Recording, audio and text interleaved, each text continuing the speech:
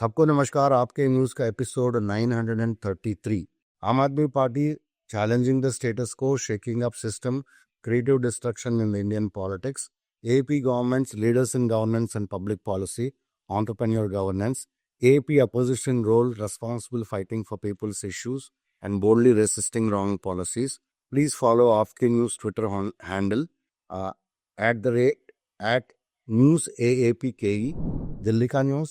BJP जो है बहुत बड़ा एक क्राइम कर रही है, क्योंकि दलित, बैकवर्ड और जो छोटे से बच्चे रहते हैं उन लोगों का रिजर्व्ड कैटेगरी में जो भी काम होता है, उनका जो रिजर्वेशन रहती है, जॉब्स का, एडमिशन्स का, वो सभी ये लोग छीन रहे हैं। ये अनुराग ठाकुर ने बोला था। राहुल गांधी ने एक प्रेशर कुकर का विजिल जैसा काम कर रहा है बीजेपी के लिए, क्योंकि बीजेपी जो है वोट काट रही है और फेक वोट्स को वो उन्होंने ऐड कर रही है।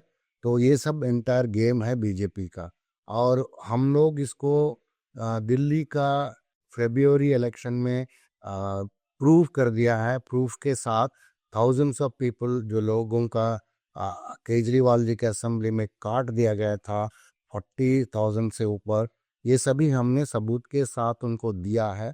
और राहुल गांधी क्या कर रहे हैं? राहुल गांधी भी ये बात उठा रही है, लेकिन वो ब्राजीलियन मॉडल को कुछ बात कर रहे थे।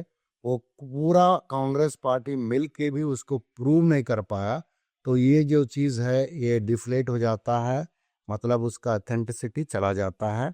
इसलिए वो अनुराग ठाकुर ने ये बात बोला कि बात करना है, आप एलओपी हो तो उसको ऐसी बात करो और उसको प्रूव भी करो, जैसा आम आदमी पार्टी करती। पार्लियामेंट न्यूज़, तो इसमें वंदे मातरम के ऊपर सैल्यूट टू मदरलैंड, वो उसके ऊपर एक बहुत ही ऐतिहासिक स्पीच 24 मिनट्स का आम आदमी का पार्टी का एमपी संजय सिंह ने दिया था।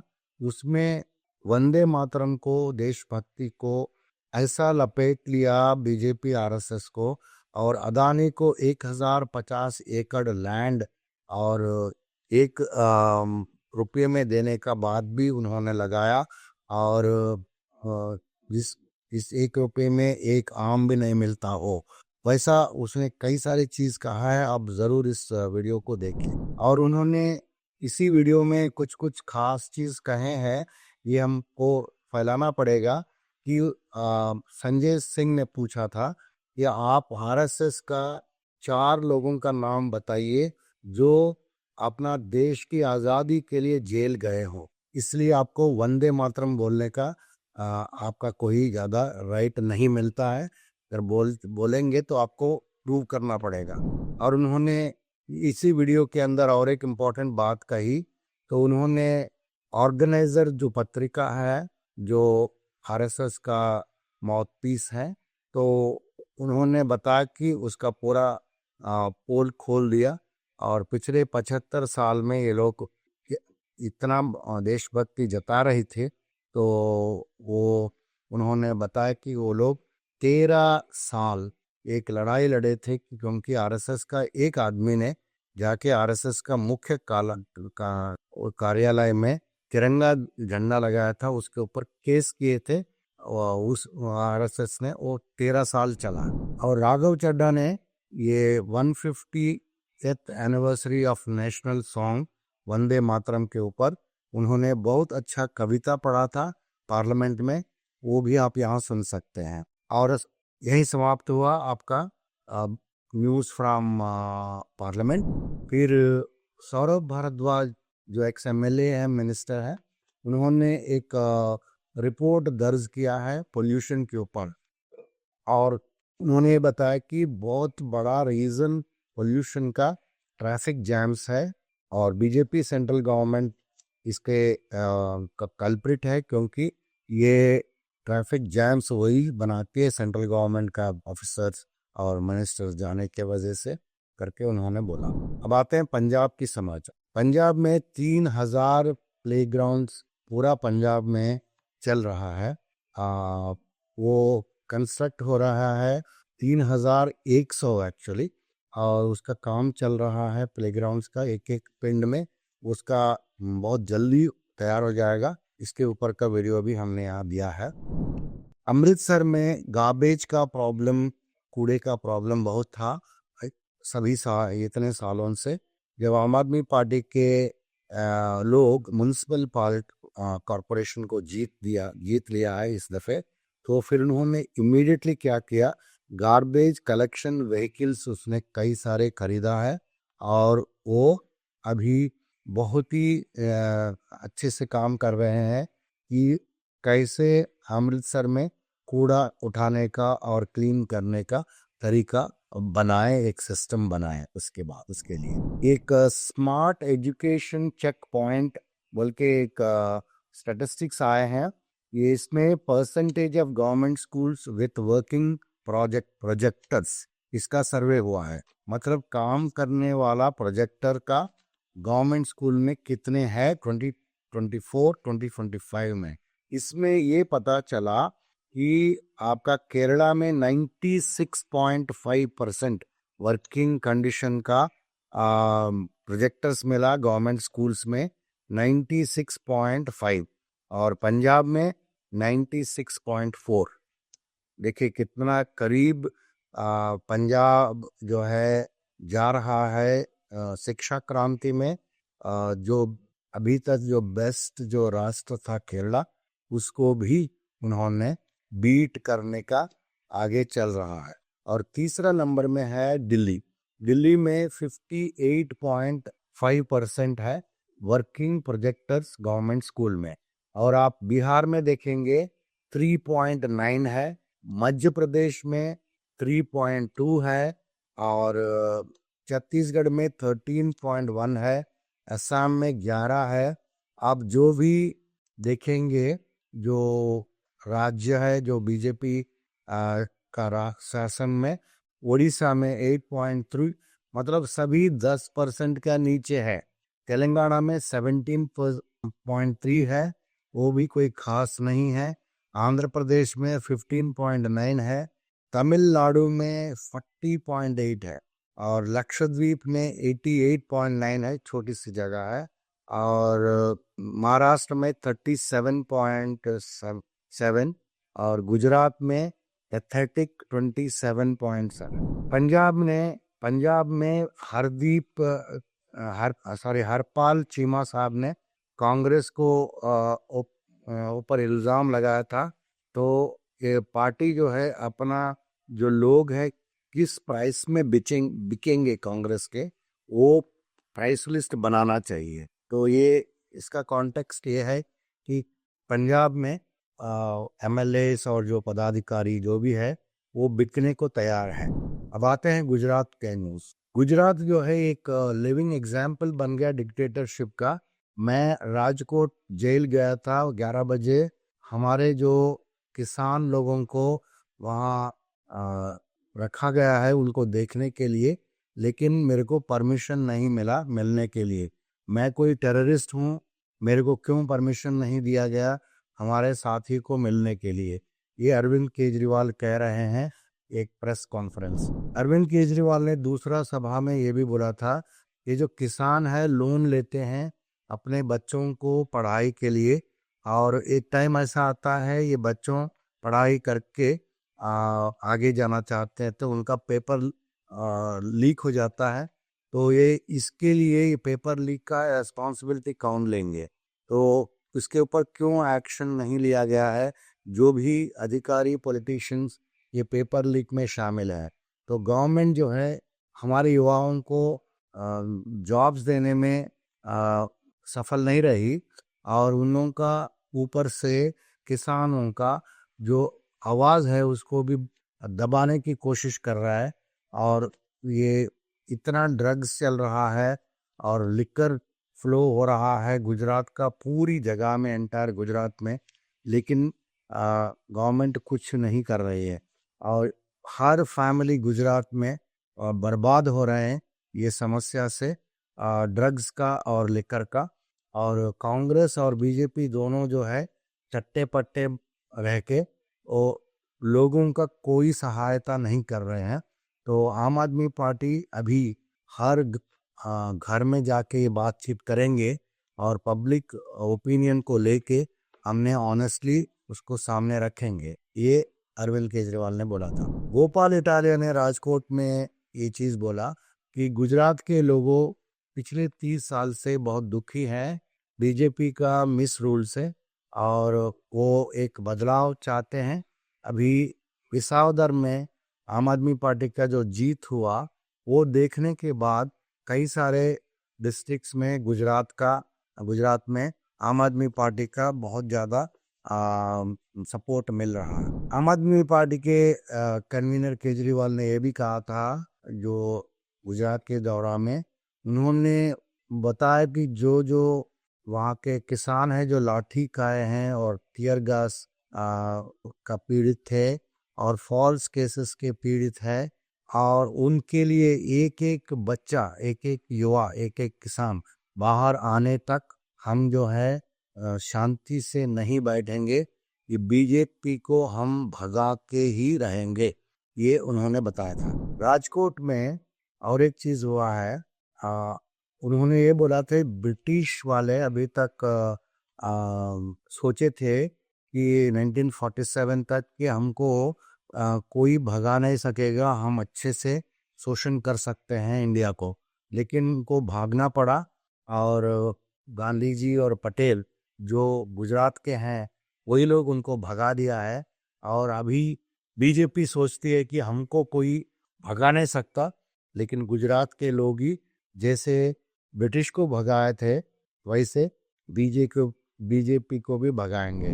अब आते हैं न्यूज़ दैट मैटर्स के ऊपर। बीजेपी गवर्नमेंट का एक मिनिस्टर है, उनका भाई गांजा का स्मगलिंग करते हुए पकड़ा गया है मध्य प्रदेश में, फिर उन्होंने पुलिस अरेस्ट किया है। उनका नाम है अनिल बागरी। तो वो एक प्रतिमा बागरी जो मिनिस्टर है, स्टेट मिनिस्टर, उसका भाई है और वो कुछ नहीं बोल रहे। जब रिपोर्टर्स पूछने लगे तो वो भागने लगे, जवाब नहीं दिया। आरटीआई का एक एक्सक्लूसिव रेवलेशन आया है। 2022 में बीजेपी ने इतने सारे पार्टी फंड मार दिया है, चोरी कर दिया है, इसके तरफ से वो एक नमो ऐप शुरू किए थे और एक स्वच्छ भारत भी किए थे। फिर उन्होंने बोला कि ये स्कीम्स जो है बेटी बचाओ बेटी पढ़ाओ ये सब चीज़ इसके द्वारा करेंगे और करके ये बीजेपी क्या किया, बहुत सारे फंड्स जो है in the name of government schemes 21-22 में उन्होंने बटोरा है। तो ये चीज़ आरटीआई का एक उससे पता चला कि इतने डोनेशंस आए हैं स्वच्छ भारत, बेटी पढ़ाओ बेटी ये सब, बेटी पढ़ाओ और किसान सेवा, ये सभी चीज़ बोल के इन्होंने ये ऐप के द्वारा पैसे मार दिए बीजेपी वाले पार्टी में। दूसरा एक बीजेपी का एक गवर्नमेंट का एक बीजेपी गवर्नमेंट का सेंट्रल गवर्नमेंट का एक बात बताना चाहते हैं, ये भी करप्शन की बात है। बेटी बचाओ बेटी पढ़ाओ बोल के एक उन्होंने स्कीम लेके आया है। वो स्कीम के अंदर 79% जो फंड्स दिए गए हैं वो सिर्फ एडवर्टाइजमेंट्स में गया है। तो ये 79% पैसे कितने में हैं? 447 करोड़। आप देखिए ये एडवर्टाइजमेंट कितना करते हैं, काम कितना करते हैं। ओनली 25% जो है ऑफ 623 करोड़ काम में लगाए थे, लेकिन 79% जो है which comes to 447 करोड़ जो है उन्होंने एडवर्टीजमेंट में लगाया है। तो 623 माइनस 447 इज रफली 70+ करोड़ का काम किया है और 447 करोड़ का एडवर्टाइजमेंट किया है। बताइए कैसा गवर्नेंस। एसआईआर के तहत यूपी में 3 करोड़ वोटों को काटने का तैयारी शुरू किया है और आम आदमी पार्टी उसको बहुत अपोज कर रहे जोर शोर से और उसका delegation chief electoral commission Lucknow में मिलके एक मेमोरेंडम सौंपा था और मेजर डिस्क्रिपेंसीज जो पाए गए हैं यूपी में वो एसआईआर का वो सब उनको बताए हैं। अब आते हैं कर्नाटका। कर्नाटका स्टेट में पब्लिक डिस्ट्रीब्यूशन सिस्टम पीडीएस जो चल रहा है कई दशकों से, उसमें इतना सारा स्मगलिंग हो रहा है और वो स्कैंडल जो है बहुत बड़ा बन गया है। तो इसके तहत food and civil supplies minister Muniyappa ने बताया लेजिस्लेटिव काउंसिल में 570 लोगों को अरेस्ट किया है। मध्य प्रदेश का समाचार हमेशा बहुत दुखद होता है। वहाँ का जो भी सिचुएशन है एजुकेशन का, हेल्थ का, हमने लगातार आपके न्यूज़ में मध्य प्रदेश का न्यूज़ दे रहे हैं जो कई सालों से बीजेपी के अंडर में है। ये एक बहुत ही बुरा न्यूज़ ये है कि मध्य प्रदेश में 17,000 स्कूल्स को ये फाइनेंशियल ईयर में, एक साल में एक दफ़े भी 8 महीने में, इस फाइनेंशियल ईयर में 8 महीने में एक दफ़े भी कोई भी आदमी या औरत जो उनका स्टाफ रहते हैं इंस्पेक्शन करने वाले नहीं गए हैं। इसका मतलब हेड मास्टर्स और टीचर्स पूरा मनमानी कर सकते हैं, उनको पूछने वाले कोई नहीं है, जवाबदेही कोई नहीं। 17,000 स्कूल्स, कोई छोटा मोटा नहीं। ये असली चुटकुला है, जोक है कि यूपी का चीफ मिनिस्टर सो कॉल्ड योगी बोलता है कि हमने कोई एक भी रॉन्ग नहीं करेंगे, ये वोटर्स स्ट्रिक्टली बनाएंगे एसआईआर के तहत, इसमें कोई रॉन्ग नहीं होगा। अरे जो पोल्यूशन बढ़ रहा है इससे भी बीजेपी और उनके जो दल है वो पैसे बना सकते हैं। कैसे बना सकते हैं? ये मुंबई का खबर देखिए। बृहन मुंबई कॉरपोरेशन बीएमसी, जैसा दिल्ली में एमसीडी है उनका नाम है। ये क्या ये करते हैं, ये कोई प्रोजेक्ट को डिले कराते हैं। कंस्ट्रक्शन प्रोजेक्ट डिले हो गया है, मतलब उनको परमिशन वगैरह देने में डिले करके, वो डिले हो जाने से पोल्यूशन बढ़ता है। फिर पोल्यूशन डिपार्टमेंट जाके उनसे पैसे वसूलते हैं, तुमने पोल्यूशन कर रहे हो, पैसे दो, घूस दो, तभी तेरे को क्लियरेंस मिलेगा। तो ये महाराष्ट्र का और बीजेपी गवर्नमेंट्स का, बीजेपी लोगों का इतना दिमाग है, ऐसे दिमाग चलाते हैं वो, आप चित भी उनका पट भी उनका। तो पहले मुंबई में जो कंस्ट्रक्शन बन रहा है, कर रहा है, उनको परमिशंस डिले करते हैं।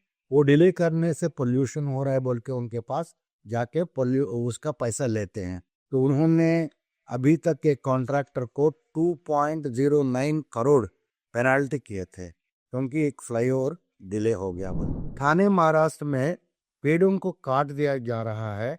ये गवर्नमेंट का मेंटल हॉस्पिटल है। वहाँ बिना परमिशन और बिना कोई रीजन ये लोग पेड़ काट रहे हैं पब्लिक वर्क्स डिपार्टमेंट। अभी इतने सारे फायर एक्सीडेंट्स हो जाते हैं और फायर फाइटर्स जो है अपना जान से बाजी लगा के, इतना स्मोक जो रहता है उनमें से वो लोग बर्निंग फायर में चले जाते हैं, स्टेयर वेल्स में और अनस्टेबल स्ट्रक्चर्स के ऊपर कूदते हैं। अपना पूरा लाइफ को जो है वो लोग दांव में लगाते हैं, फायर डिपार्टमेंट और इमरजेंसी सर्विसेज। लेकिन ये ऐसा गवर्नेंस मॉडल है कि फायर डिपार्टमेंट कोई वायलेटर्स को, जो भी जैसा गोवा में हुआ है 24 शायद लोग मर गए हैं, उनको आप वो पेनलाइज करने का, पेनाल्टी डालने का, कुछ करने का जो पावर है वो फायर डिपार्टमेंट को नहीं है। आप देखिए, तुम फायर करोगे, हम जान से बाजी लड़ा के उसको बंद करेंगे, लेकिन हमारे पास कोई पावर नहीं कि तुम क्यों ऐसा फायर को आने दिया, एक्सीडेंट होने दिया। अभी जो रिसेंटली एक क्लब में गोवा में जो हुआ था ट्रेजेडी, उनका जो ओनर्स है कुछ ही घंटों में बैंकॉक का फुकेट में चले गए हैं, भाग गए हैं। तो ये एक मज़ेदार चीज़ है, जब वो पूरा इंडिया एक इंडिगो फ्लाइट्स का कैंसिल होने से बहुत प्रॉब्लम हो रहा था, लेकिन ये लोग कैसे भागा नहीं मालूम। जो गोवा में कांडोलिम और कोलंगेट और अंजुना और वगाटार, मोरजियम, वहाँ जो नाइट क्लब्स ऑपरेट करते हैं, ये अंदर ज़्यादा नाइट क्लब्स और रेस्टोरेंट्स और कमर्शियल आउटलेट्स में जो प्रॉब्लम होने के बावजूद भी वो वहाँ बिजनेस ऐसे ही चला रहे हैं। तो ओपनली वो एस्टेब्लिशमेंट जो है हाई कोर्ट का डायरेक्शंस को मान नहीं रहे हैं। तो कितने सालों से ये चल रहा है और एक्टिविस्ट उसके बारे में फाइट कर रहे हैं, लेकिन कोई उनको मतलब नहीं है, वो चलते ही जा रहा है। जैसे साउंड परमिशंस है और बिजनेस जो है लीगल लिमिट के, सेफ्टी रिस्क के, टाइम्स के कोई परवाह नहीं है। ये लोग बिजनेस चला रहे हैं क्योंकि इन लोगों को गवर्नमेंट के साथ और उनका अथॉरिटी के साथ गठजोड़ है। तो आज का समाचार यहीं समाप्त होता है। आपको ज्वाइन करने के लिए बहुत बहुत शुक्रिया।